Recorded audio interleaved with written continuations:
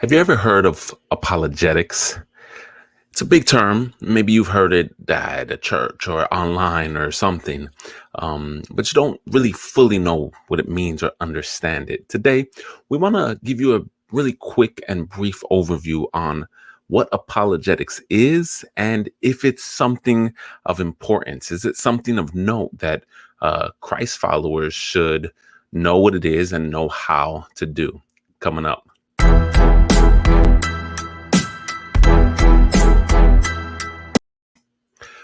Welcome, everyone. My name is Reynaldo Ramos with Vine Media, and we love to just help people in their journey with Christ, in their maturity with Christ. And we make weekly videos and weekly content. And so we'd love for you to join us on that journey. And if you want to subscribe or hit the notification bell, if you find anything we do or say um, helpful or of value to you, we'd love for you to join us in our pursuit of just getting deeper intimacy with Jesus. Today, we want to look at apologetics. Now, again, apologetics is one of those terms like theology that it makes some people nervous. And the reason is because it's a big term and it's not really spoken about much within the church or within Christian circles. It's usually something that's left kind of to the margins of people that maybe focus in on or hone in on theology or hone in, or maybe they're just in seminary, or maybe it's just for preachers and pastors and whatnot.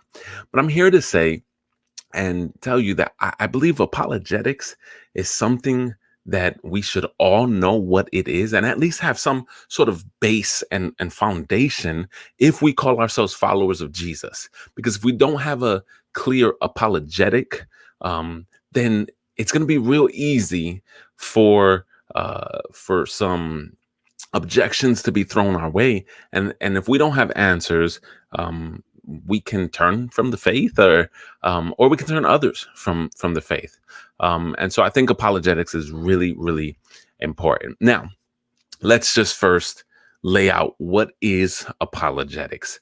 So apologetics is a form or a branch, I guess, of theology that focuses in and kind of hones in a way to seek and provide rational responses to Christianity's truth claims. All right, it is something that people do specifically. So you have apologists that devote their whole life to giving giving validity to Christianity's truth claims, and that's awesome and amazing.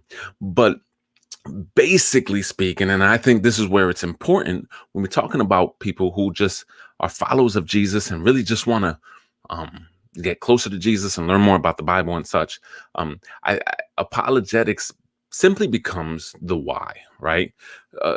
You could kind of just say, why do you believe that Christianity is true? Or why do you believe that the Bible is trustworthy? Or why do you believe Jesus is the Son of God?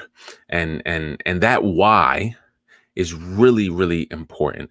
There are far too many Christians that call themselves Christians, but they don't really have a valid why. All right.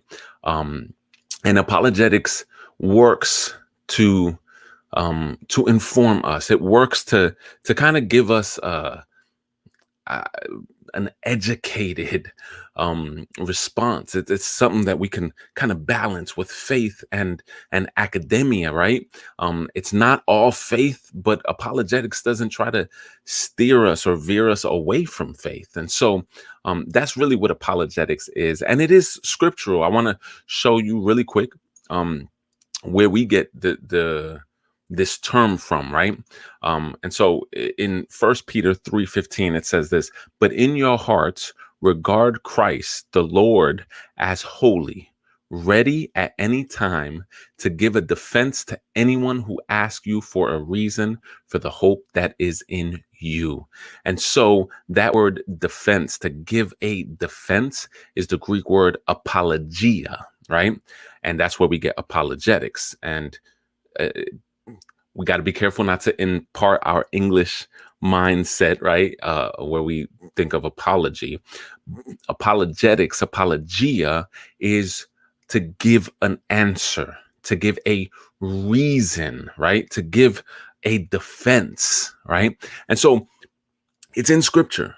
In First Peter, this is the CSB translation, but in any modern translation, you'll see it. It is in scripture to be ready at any time to give a defense, to give an apologia, to give a reasoning, to give a substantial, valid rationale for the hope that is in you. And so this is something that isn't just separated for theologians, or it's not just separated for people who call themselves apologists. This is something for pretty much every believer to be ready to give an answer, to give a defense, to give apologia. And there's a couple of other things to note here.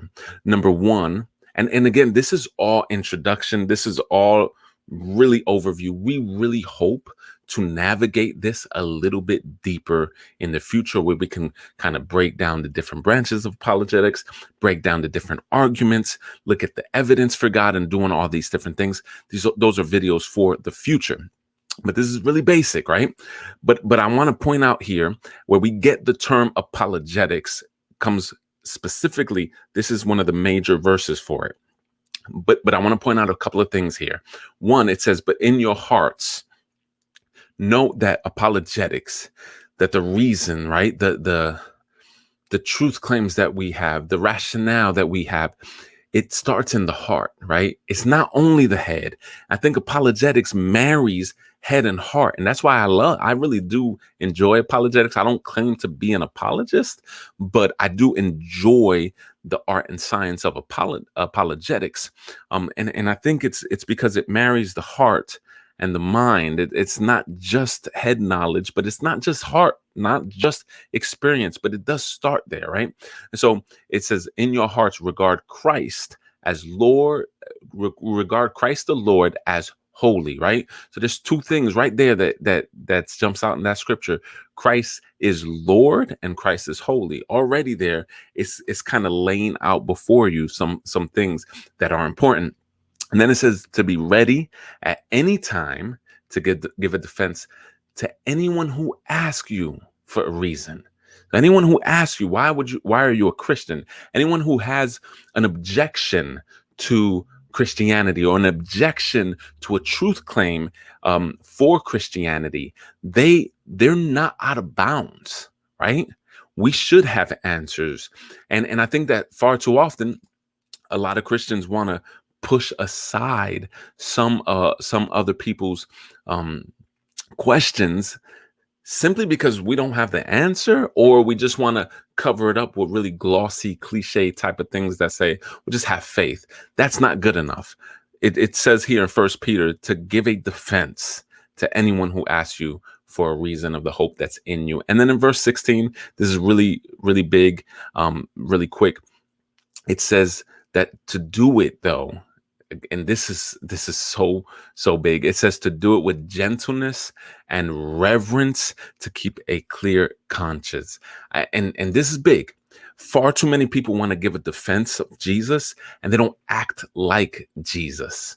And so I think it's really important when you talk about apologetics, when you talk about giving a defense for the faith, as people question your faith, as other religions question your faith, as atheists and agnostics question the faith, you should be ready to give an answer, but you should do it with humility. You should do it with reverence, right? It's not good enough to win an argument and lose a person.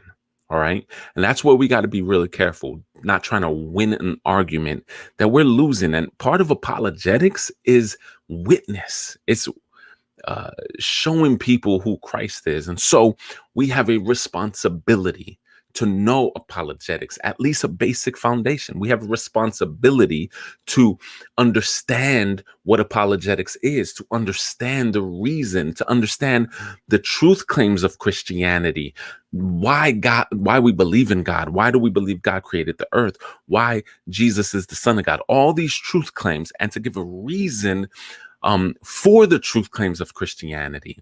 And that's not asking too much, right? And you don't need a seminary degree. You don't need to go to college and school, but there is uh, some form of education, I guess, that would need to be done. And videos like this is what's helpful. And I do want to point you, and in the description below, you can find this. I do want to point you to some other resources if this is something that interests you. And again, we want to, and we hope to navigate this a little bit more moving forward. But below, in the description below, you'll find a few resources on some books, some really great introduction type of books if you're interested in apologetics. If this is something that kind of piques your interest, then check those books out. There's also a link to a kit that has even more books, and those are perhaps even a little bit more advanced, but they're there, and they're a little bit more nuanced, like Christian faith and science, like the problem of evil, the creation of the earth, all that stuff. They're a little bit more nuanced, but you'll find that in the kit below. And I also have in the description a couple of YouTube channels that I believe are helpful, could be helpful to you if, again, this is something you want to further investigate. And so, again, apologetics is something that is biblical.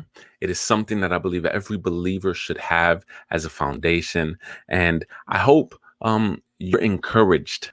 I hope it's not discouraging. I hope it's encouraging you to take that scripture in 1 Peter 3:15 and challenge you. Are you ready to give a defense? Are you ready to give a reason, a valid reason to the questions that people may have, to questions of Muslims, to questions of atheists or agnostics, or even people who used to be in the faith and now are struggling with doubts? Are you ready to give an answer? And so I hope this blesses you and encourage you to pursue the truth. And that truth is Jesus. We believe that to be true. And so I hope you all have a great day, and I hope this is a blessing to push you further into apologetics and into studying the scripture and into just studying more and more about who God is, and just in all things, stay connected to Jesus, stay connected to the vine, because he is the true source of life. And we will see you next time.